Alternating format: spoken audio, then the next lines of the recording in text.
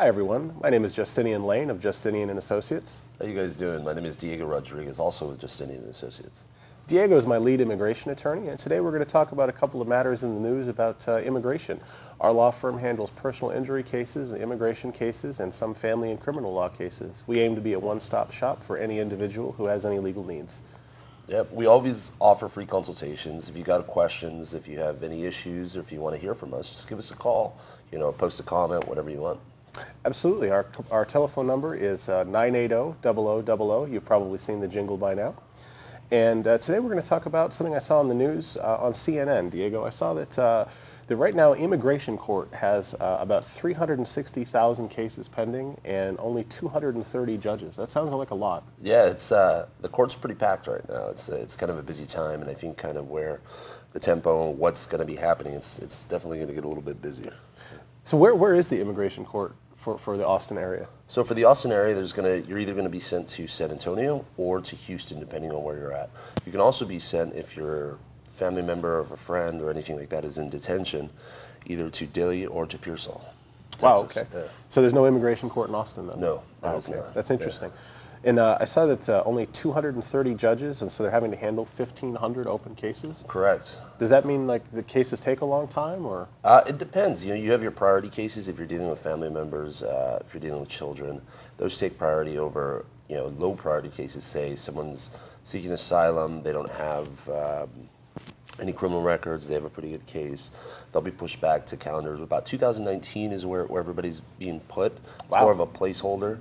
But for instance, I have a case where we started in proceedings about 60 days ago, and now we have our individual hearing in February. So that's a high priority case. It's going to be within 6 months. So the court docket itself will be kind of pushed where they'll prioritize women and children first. Mm-hmm. Criminals, obviously people that are getting into other issues, will have a higher priority, and people with low priority, say asylum applicants or things like that, will be pushed a little bit further back. Now, you mentioned like asylum applicants. I know a little bit about that. It's people who are seeking refuge from like a dangerous situation in their home country, right? Correct. So the most important thing about asylum is you have to traditionally submit it within 1 year of arriving into the United States.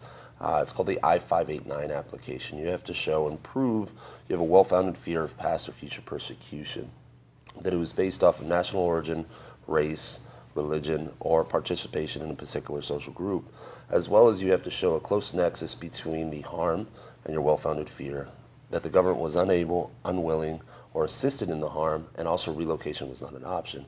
These are people that are really looking for help from the United States. It's really, really bad situations. We have two types of asylum. We have affirmative. Affirmative goes to USCIS and deals with officials. You'll have that where you're not in deportation proceedings, you're still within the year, you've met the other criterias, and you'll actually go talk to an official. Then you have defensive asylum applications, still the same application, the only thing is now you're in deportation proceedings, or you're one of those 360,000 cases that are pending before those judges. That's kind of the difference between the asylum applications there. I got you. So we're kind of a beacon of hope then for people in dangerous kinds of countries? Exactly, Justinian. The country's always been here to help. Right. Immigration, I think it's bad connotations. It's not all bad. The other good thing is we can help people in, tremendously bad situations where the government's not helping, or maybe they're actually persecuting them. We don't know. There could be family members of extreme violence, and they're coming over here to be helped. There's situations where, married women are being abused by their husbands, and, well, how does that actually want with asylum? Well, you are being hurt, and you are being hurt, and you're also being, victimized by someone. Well, that's not the police. Well, in some of these countries, the police don't really, they take a blind eye to it. They go, well, this is just more of an intimate family thing. We're not going to be dealing with it. Sure. The BIA's actually made decisions that that's actually a particular social group. It's identifiable. Married women who are victims of violence can actually come to this country under the asylum flag. So it's not just, you're in a war-torn country, but it's also married women that are victims of... Gotcha. Yeah. So like the countries that don't have a lot of respect for women and husbands can have them stoned or beaten to death, things like that. Those folks can come over and find a safe haven? Yeah. I gotcha. Are we handling many asylum cases right now? Yes, we are. Our docket right now is probably built between 22 and 36% of asylum cases, and they go all the way from people in the LGBT community that are being persecuted because of their lifestyle and what they want to choose. They're in countries where that's not acceptable, be it for religious reasons or be it for whatever it may be, to, the wife that was being, victimized by her husband, Right. to kind of in the middle, people that are subjected to, threats and violence between gangs, or they've actually had family members murdered in drug trafficking situations and stuff like that. So it's actually a broad spectrum. We've also have someone where they want to practice a certain type of belief, and they're not being allowed to because it goes contrary to what the national opinion is. So it goes all over the place. So countries where they have an established religion, and if you're not in there, you can be punished for that. Correct. Gotcha. Correct. And that's, of course, one of the reasons our country was founded, was so people could freely practice their religion. So exactly. that's nice to know that's still out there Yeah, for people. it's nice to bring clarity of kind of to this issue. It's not all people just escaping for a better, they want to come and work or they want to come and do these things. Sometimes they're just leaving because it's a terrible situation. We have other clients, and I just remembered here was, they can't express their political opinions. We couldn't even talk like this in some countries, and when they do, they're getting persecuted by the state. You can't do that. That is political asylum. That's something more that probably people would have heard of. Oh, right. Like the countries where they imprison the opposition, like back when Mandela was in jail, things like that. He would have been eligible. I got you. And also is talking in the article I was reading, and you've explained this to me a while ago, but I didn't know before that individuals are not entitled to appointed counsel for a deportation proceeding? No, sir. They're not entitled by the government. The government will not provide it. I know some places currently are helping with that. In some instances, juveniles will be afforded that opportunity, but generally speaking, the federal government will not appoint you anyone when it comes to the defense. So you got to come and talk to attorneys like us that are in private practice. The good thing that we do, JC, is that we're always giving free consultation. So if you have someone that's in a situation, we're happy to go talk to them. We travel. We're going to be visiting someone in El Paso on Wednesday. We're going to be visiting people all across Texas. So if you have someone that's maybe in detention that's a little bit further south or things like that, we're familiar with those areas. We'll go visit them. We'll go talk to them. We'll discuss what options they have, and then really present you with a plan. Kind of what plan can we do next? What is the next step we should do? First, you shouldn't just sign the deportation order. You have a right to be able to go in front of a judge and go talk to them. Be able to. There's 230 judges. It is a little busy, but you have that right to be able to go and have your case heard. Right. Yeah. Now, you mentioned that we're going to be trying to help some folks in El Paso and other parts of Texas. Can we help people anywhere in the country? Yes, we can. Is immigration law the same anywhere? Yes, so it's federal law. It's all under one umbrella. It's Department of Homeland Security. Then it goes administrative, USCIS, like I was discussing before with the affirmative asylums, that's still there. The enforcement is CBP and ICE. And then the courts are EOIR. But we've had court in California, we can have court in Florida, New York, anywhere across the country where you need us to represent you. We're able and willing. We have experience in it. And the law doesn't change if it's here in North Dakota, New York, California, Arizona. Sure. We're all dealing with the same set of facts, the same 230 judges, and that's why you see such a high volume of people there now. Absolutely, and one of the things that I believed in investing in is setting up a good video conferencing system in all of our offices, so we can effectively represent people anywhere in the country for any of the kinds of cases. We do a lot of pharmaceutical work, so people who are injured by drugs, and we can video conference with our clients. Does that sort of thing, does that work for you with consulting with your clients? Yeah, of course. You guys just let us know. We're trying to expand our reach. We're trying to expand our platform, like Mr. Justinian was saying. We want to be available to you. We want to offer you free consultations. We want to offer you free information. We want to give clarity to whatever issue you got going on. We're available 6 days a week. You can text us 24/7. Somebody will reply to you. We want to be able to help you. You can text us at 512-980-0000. If you need help in Spanish, it's 512-580-5000. We're here to help. So say we had a client in Kansas. In Kansas, he was like, how do we communicate? What we do, we can do it over the phone, of course. We video chat, we had a video conference, things like that. He felt great. He was like, now I see who I'm talking to. Now we can kind of deal with those things. But it's as simple as just 2-3 clicks and we're there. We send you a link, and from that link we can go ahead and communicate face to face. Sure, and Diego mentioned you can text us at 512-980-0000. He's absolutely right. Every text that gets sent, Diego gets it, I get it, all the attorneys at our firm get it, so you'll get a response pretty quickly. And we made a significant investment to make sure that people can get a hold of us at any time, day or night. We have 24-hour answering service that speaks most major languages. I know certainly they have Spanish coverage, and we get a lot of calls late at night. Do you ever return those calls late at night? I got a call last night at 10:30. We get a text message sometimes, at 6 a.m. We're more than happy to. What's great about the system, it'll be directed to the attorney who handles that specific area. So for me, it'll come all immigration and criminal things, but I know Dustin Fox is one of the partners of the firm. He'll have a call for personal injury, somebody's in an accident or things like that. Or Eloy will get a call about some criminal matter, a family matter. Justinian, I know you'll get some PI calls, things like that. And Amber would get a pharmaceutical. We're trying to streamline the process and get the information to you as fast as possible if it's after working hours. So the system, I think, works wonderful. Yeah, I've been really happy with that, and I know our clients have been some cases really surprised that they're able to talk to a lawyer at 9 or 10 o'clock at night or whatever. But especially in the criminal and immigration world, I mean, the clock doesn't stop at 5 o'clock, right? Yeah. I mean, people get arrested any time. Yeah, time does matter.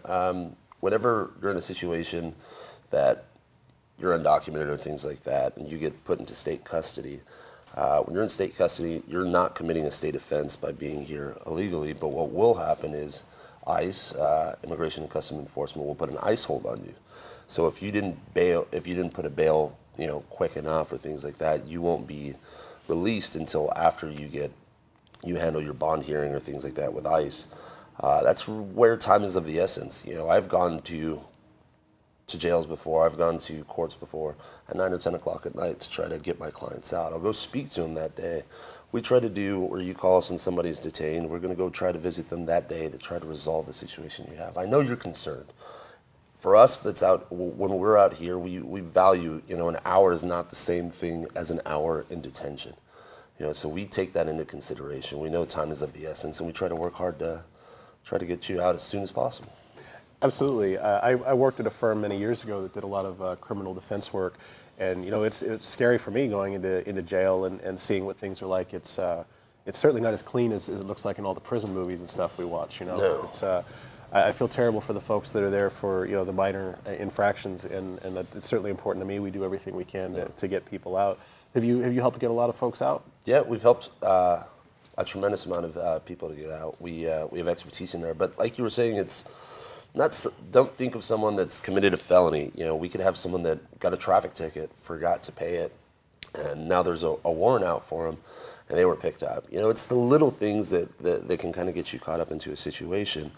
If you have anyone that's affected by that, if you have anyone that's worried, hey, maybe do I have warrants, things like that, give us a call. We can help you find out if you do or not at 512-980-0000, or in Spanish, 512-580-5000. So we're trying to be proactive. So if you have any issues that can be taken care of now, we would really like to take care of that with you guys. But also, things happen. We don't know what's going to happen. You can be driving down the street, your taillight, whatever it may be. When something does occur, come and talk to us. We'll kind of walk you through the steps of what's going to happen. Not knowing is kind of, I think, what brings a lot of anxiety to people. So give us a call, text us, video Skype, email, whatever it is. We'll be happy to walk you through that. Absolutely, and you touched upon that not everybody who ends up in jail, is what we consider a bad person. They're not all murderers or rapists or things. I mean, people can get picked up if they fail to pay a speeding ticket, right? Correct. It's a tough situation. You now get a warrant because you didn't. A warrant is basically saying that somebody's compelling your presence. Be it for a outstanding fine, be it for a probation violation, be it for something you may have committed. Somebody needs to speak to you, be it a judge, or there has to be something answered for you. But if you have a warrant right now, that means we can resolve it. We can resolve those things right now. And let's not put you in a situation to where you're driving in your tents all the time, or you may be in a situation where, I'm making a left-hand turn, I'm going out to dinner for whatever it may be, and you know what, now you find yourself in jail. Be proactive, let us help you. Absolutely. I know in many cases, if people have outstanding warrants for things like traffic tickets, things along those lines, we can pick up a call or send a fax and get it set up so they won't be arrested if they're pulled over again, right? Yeah, we can resolve those situations pretty easily. We can go down to the courthouse, try to figure out and reduce your fines, talk about surcharges. Texas is a great program to reduce any surcharges. So you can say, well, my ticket was $250 now. I have X amount in surcharges. It's over $500. What am I supposed to do? I have a warrant. I don't have that much money. We help with all that stuff. We can kind of reduce that amount so it's more manageable. We can talk to them. It's about getting informed. It's about calling, seeing what options you actually do have. It's a case-by-case situation, and each case is unique. So give us a call and see if we can help in your specific situation. Yeah, definitely. You should give us a call if you think you have warrants or you're not sure. And the best part, if you give us a call, is the consultations are always free for every practice area we have.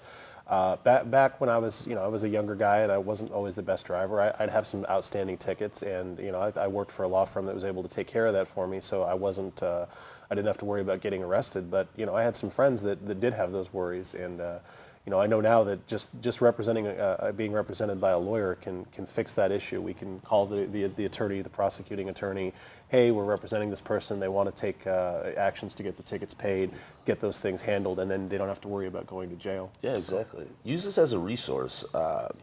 Think of us as a bank of knowledge, people that are here to help you. It's free to get informed. It's free if you have a situation where, you have a child custody issue, or maybe you got in trouble, you got a DWI, or you have a family member that you just married and would like to bring to the country, you're a citizen, things like that. Maybe you're in an automobile accident, slip and fall. Maybe there was in a storm and there was some roof damage, things like that. All that stuff is, the consultations are free. Get informed. We're trying to inform the community. Definitely. And one of the things that was really important to me with starting my own firm was that when we give consultations, you'll be meeting with an attorney. You can meet with me, with Diego, it's one of our other attorneys. Some firms, they'll have a consultation and you're just meeting with somebody low on the totem pole who's just going down a checklist, A, B, and C. Nope, we can't help. Sorry, you have to go. But we spend a lot of time answering questions. We really are here to help. I mean, what percentage of consultations would you say were, for whatever reason, we're not able to help?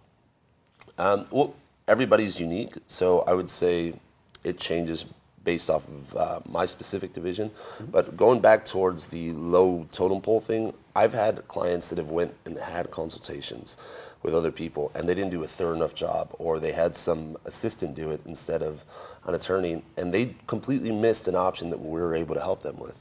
And now they're here, they're working, they have status. I know they're on the road to get their residency. That's something that's important. Come and speak with somebody with experience that can actually come and see not only what's in front of them, checks A, B, C, D, but see what other options, try to get creative, see if there's anything else that applies to you. But when it comes to situations where we can't help, we're doing it for free and we're being informed. You're protecting yourself. Information's power. That right there will allow you to know, I can call the attorneys and be like, is this something that we should be doing, or is this even something legitimate? Is this a fraud, or is this something that can kind of go there? We're gonna help you out with that for free. But that information, when we can't help you, I'm gonna tell you why you can't be helped and what specific areas are kind of hurting you. So. Absolutely. It's so important to speak, as Diego said, to an actual attorney and not somebody who isn't, because we get cases, maybe not all the time, but reasonably often, where another firm didn't look at it the right way and they said, sorry, we can't help you. And then we look at it and we dive in and we figure out, oh yeah, we can help you, and you do have a good case. You only get that kind of result if you have somebody who's an attorney. Every state has different rules about non-attorneys practicing law, and I'm not sure if every firm follows those with letting their paralegals or staff give legal advice, but we absolutely do not let our staff give legal advice. Every initial consultation will be with an attorney, and it will be for free. Some firms aren't able to do that, to be honest, because they can't afford to. They're not successful enough that attorney can spend their time helping individuals that they can't collect a fee. So we sometimes see people that come to us and are really surprised that we're not charging a consultation fee, but we will just never, ever do that. Yeah, exactly. We're here to help. All right, we just had the Electoral College meet yesterday, and it's now official that Donald Trump is going to be our next president. And of course, we've discussed previously that there could be a lot of changes to immigration law. It's too early to predict what that will be. I'm going to go ahead and predict that there probably won't be a lot of changes to the immigration law regarding marrying a foreign citizen, if only because Donald Trump himself did that. Can you talk to me a little bit about what happens if an American citizen wants to marry a foreign citizen, how that works? Sure. So they get into a classification that's immediate relative. So when you're dealing with wives, children that are under 21 and not married, and parents, you can petition for them. There's no line. There's no wait time. So what you start off by doing that is you submit an I-130.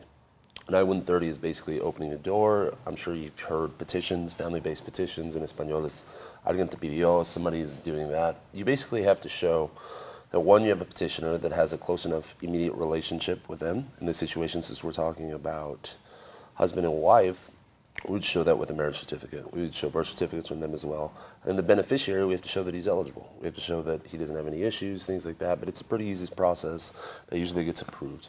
Right now, the fees are $420 for immigration. It's going up on the 23rd. This week it should be going up. And that takes about 1 to 4 months, roughly. But it's usually, we're seeing it answers in about 90 to about 120 days. The next step would be if you came in illegally, or if you're inside the country and there's certain things, waivers or things like that we can do. You can do what's called adjustment of status. Do the adjustment of status, we apply the I-485 application. This is a residency application. This is what gets you, if you've heard the green card, LPR, residency status, legal permanent resident, things like that. That's what it'll provide for you. If for whatever reason, say you are John Doe and you're marrying Jane Doe, and Jane Doe came in illegally into the country, let's use our neighbor from the south, let's say Mexico. Because she came in illegally, she we call it entry without inspection. From there, she started to accrue unlawful presence if she didn't have any status. She would not be eligible for the adjustment of status. She would actually have to go through a process called consular processing. And with our neighbor to the south, Mexico, she would have to go to the Ciudad Juarez and do consular processing there. The one issue that you have is when you start having foreign nationals leave the country after they've accrued unlawful presence and entry without inspection is the bars. You know, you have 3, 5, 10-year permanent bars, things like that. Give us a call. We'll figure out whether you have those issues or not. But if it's husband and wife, like we're talking about here, you may be eligible for a waiver called 601A. And that will waive the unlawful presence and the entry without inspection. But you'll still have to exit the country, go do your interview, the consular processing in Ciudad Juarez. There you get a medical exam, you go and meet with the officials. It's about a 2-week process. If you get approved, then you go pick up your stamp or your permission to be able to come back into the country, your residency. At a DHL office, you'll be able to come back and enter into the country. A couple of months after that, you'll get your permanent card. But that is all contingent on whether or not you get that waiver approved. You have to show extreme hardship. You know, there's certain factors, personal consideration, health, finances, education, special factors about the country. So if you wanted to marry a foreign national, depends on whether she came in legally or not. If she did, you would do your typical I-130, 45, either a 1-step or a 2-step, and then you would do, if she didn't, or if there's anything that maybe finds her a little inadmissible, we'd have to do consular processing.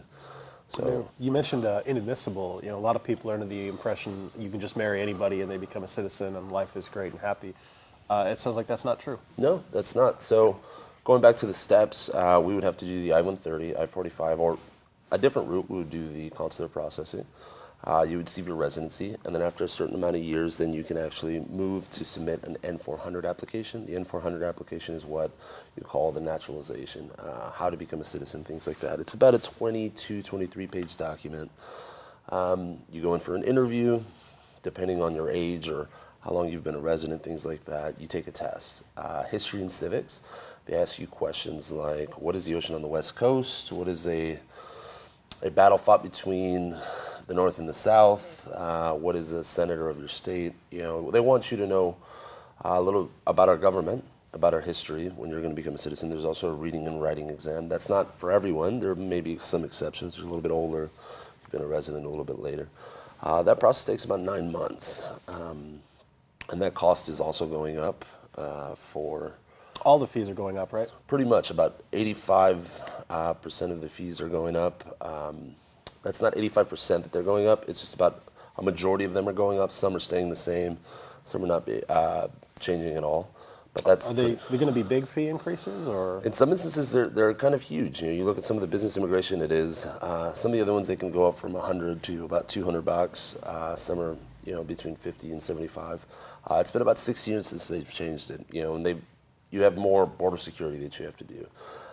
The applications are getting more complex. You know, this isn't something that Trump did. This is something that was already instituted. So Right. it had to go up because the cost of processing these applications has gone up. So. You've been mentioning, you know, these forms are kind of complicated, 20 plus pages, things like that. Now, how much of that work do our clients have to do of those forms? So out of that, we help you we walk you through step by step. Every single question, every single box, everything that needs to be checked, we do it with you. We want to make sure that there's no problems there. By going to a notary or going to people that are inexperienced or going to let my daughter do it, let my son do it, well, he went to college, let me try that. They don't have experience doing thousands of these, we do. Every single little thing has to be perfect, otherwise they will reject it or they'll send you an RFE or request for further examinations. It's just going to delay the process. And to save X amount of money for you to be able to delay that, I don't think that's the right move. Let somebody with experience come in and help you out with those applications. Let's make sure that it's all taken care of correctly. You know, in some instances, we can actually waive the cost of immigration if you were eligible for those things. And you wouldn't necessarily know that that was available to you if you didn't speak to attorneys that could help you with that. We get waivers approved all the time. And that saves a substantial amount of money, you know, and that's money that you would have paid, but now you have to pay a little bit more for an attorney, you know it's going to be done right. So, like, if you get a fee waiver, how much money could we save a person? $1,000, depending, $500, $400. You know, it could be a substantial amount of anything. I mean, Sure. $1,000 is a lot of money. Absolutely. So you're saving somebody hundreds or maybe $1,000 or more, and making sure it gets done right. I mean, Correctly. With a free consultation, it also sounds like there's really no reason to try to do this yourself. Yeah, exactly. When we do our consultations, we walk you through the process of advantages or disadvantages of any options you do have. Because some people have, you know what, I can do option 1, option 2, or option 3. Well, obviously you want to know, well, why I have 3 options, which one should I do? Well, one may take longer, the other one may cost more. The other option, it is an option, but for some reason, this is not the best situation for you. It's a case-by-case situation that we would like to assess with you. The other thing is we make sure you're approvable. We make sure you're eligible. From there, we kind of set up your packets and give you the best chance of success. There's no guarantees in any of this, but we try to put you in the best position of success. One of the things that a lot of people forget, and I'm not saying this to get scared or people to get worried, but you may not have known that by you coming in after 97, you know, for a year, year and a half, and then leaving and coming back, and this is no status where you just came in over the border entry without inspection, that you actually now have accrued a bar. And What does a bar mean? So a bar prevents you from being able to do anything immigration-wise. You are punished for 3 to 5 years for unlawful presence, things like that. It's a time restriction for you to not be able to continue along with the process. If you don't have that and now you're not eligible, they can actually transfer you to deportation proceedings. So move you from immigration, USCIS, over to the courts because we didn't see that before. And that could have been fixed maybe with a waiver. That could have been fixed with a different option that we could have chose, maybe U visa, VAWA, depending on your situation. You can get some of these things waived. Or maybe you had a deportation order before and you're like, oh, I can't get help. There's programs that if you have a specific set of facts and a specific set of situations that occurred to you, you actually can get help. You know, don't close the door on possibilities or don't think that the door is wide open without actually getting informed. See where you're at. You know, it doesn't cost you anything and you can actually see how we can help or what we can prevent something else to happen. There's things that are very easily fixed and there's other things that can't be fixed. Know where you stand in that. Know what you can do. We'll do all that information for free. We're not going to spend 5 minutes with you in the consultation. We're going to walk you through all of it. Right. What Diego's kind of been talking about is our job is to give you good advice and help you with every step of the way. And you may see some law firms, especially the older law firms, it's kind of fallen out of favor, that will describe themselves as attorneys and counselors at law. And it's just an old school kind of distinction that back in the day, you could just hire an attorney and they would just do what you tell them regardless if it's the best thing for you. And the counselor would give you advice and talk about these are your options and this is what's best for you and this is what I would recommend. And that's kind of how we do things, is we try to counsel all of our clients on what the options are. And if it's a personal injury case, if it's immigration case, if it's a criminal case, the decision is always up to the client on how to proceed. We're going to do what you tell us, but we're going to tell you all of your options and what we think is best. And one of the things Diego talked about is, if you do it the wrong way, or maybe for whatever reason you're not even eligible to apply, what happens? The government doesn't refund your fees if you do it wrong and you're not eligible, do they? No, they don't refund your fees, but for the situation that you're going to be going into, it would probably be the least of their worries. If they are inadmissible, or there's some criminal grounds for that, they're going to be put into deportation proceedings. And look at the headache that could happen there. You're going to be put into court. They're going to be trying to deport you if you're not here legally. If you don't have a route to get there. So it's very, very important to seek legal advice when you're submitting these applications. This is not in all situations, but in a good majority of applications, if you send out and you're found inadmissible, say in an interview or things like that, you're not going to be allowed to do that. They're going to send your case over to the courts. Or say you're doing consular processing, you exit the country, and you didn't send for a waiver, and now the official says, nope, you're not eligible. You've got to stay outside because of one of the bars 5 or 10 years. Now you're stuck in Mexico when your friend said no, everything would have been okay. If you would have came to the attorneys here at Justinian Associates, we'd have let you know, hey, you're not admissible because of this. And that's where I walk them through the process when you were saying is, we're going to walk through the options, but also if we can't help you, we're going to inform you why to try to avoid these situations. Maybe today you can't be helped, but that doesn't mean in 6 months you can't be helped. Inform yourself, figure out what's available to you and what's not, and make a educated and informed decision about your life. We're not dealing with, just money, but we're also dealing about your future or the future of your children or your spouse. Right, and you mentioned that it's possible if someone tries to do it themselves that they could hurt themselves and end up getting deported. If somebody comes to us, do we turn them in? Do we do anything like that? So it's strictly confidential. Everything that we say is 100% confidential. We're here to help. We're here to inform. We're starting a relationship between you and us. So don't fear about that. We're here to give you that information. And if you're concerned and you want to, remain more confidential, shoot us an email or do it over Skype or do it over the phone. We can go visit you, whatever you want. We're here to give that information. Right, and Diego talks about, of course it's confidential.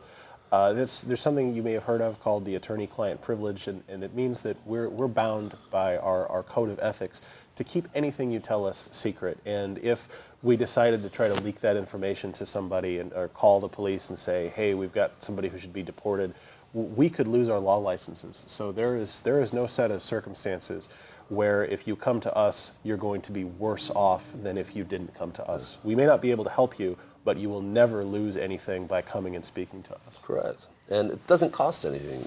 Justinian waived the fees when it comes to that. He wants to get free consultation. He never charges it.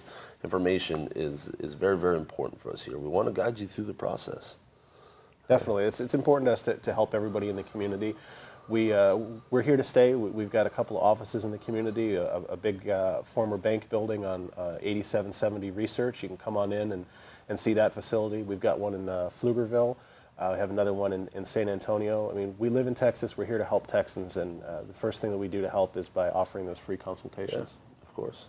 Yeah. I would also like to touch base on some situations where people are thinking, well, steps, terms, things like that. So status basically means that there is some visa or some other government authorized program that has given you legal status to be here in the United States. So you're here, probably you've maybe got a tourist visa, or you got a student visa, you got a U visa, got your residency, or obviously if you're a citizen, you're allowed to be here. The other thing is petitions. Petitions means these applications we're talking about, I-130s, I-45s, N-400s, is to naturalize. The other thing is, who can help, who can't help, who can petition. So if you're a U.S. citizen and you're a son or daughter, husband or wife, parent, you can petition for that immediate group as well. So if I understand you right, you're saying if I'm maybe not here legally, but I have a child or a spouse that is, that person on my behalf can try to get me to stay here? Is that how that Correct. works? So they would be the petitioner, and you would now be the beneficiary of that said petition. You can also deal with USC brothers and sisters, but there is a wait time on that. And priority dates are basically saying you can find it on the visa bulletin. It changes every month. 4 areas: Mexico, China, India, things like that, will have a longer wait time. But then everywhere in the world will have a specific time. So let's say if you're a resident, you can petition for your wife and your children, but you can't petition for your parents. U.S. citizens can do that. It's kind of a complicated process. If you want to know more about it, give us a call at 512-980-0000, or give me a call directo en español at 512-580-5000. Now, Diego's Spanish is about 1,000 times better than mine, but we have several other folks that speak Spanish at the office, correct? Yeah, correct. We have a whole team across all our divisions. Somebody will be able to assist you in español. Si necesitan ayuda, cualquier cosa, en cualquier división que tenemos, tenemos equipo que habla en español. Háblanos, por favor, a 512-580-5000. And that's 24 hours a day too, right? Correct. Texts, phone calls, emails, whatever you want, we'll respond. Well, thank you everybody for tuning in. We're always happy to answer any kind of questions, and I want to wish everybody a Merry Christmas and a happy holiday season. I'm also happy to report that we were able to support Blue Santa this year to make sure that some boys and girls in the Austin and Pflugerville area are going to have a good Christmas. My name is Justinian Lane, and let me turn it over to Diego. Yeah, Merry Christmas, Happy New Year's, Feliz Navidad, Prospero Año. I hope everyone has a happy and safe holiday season.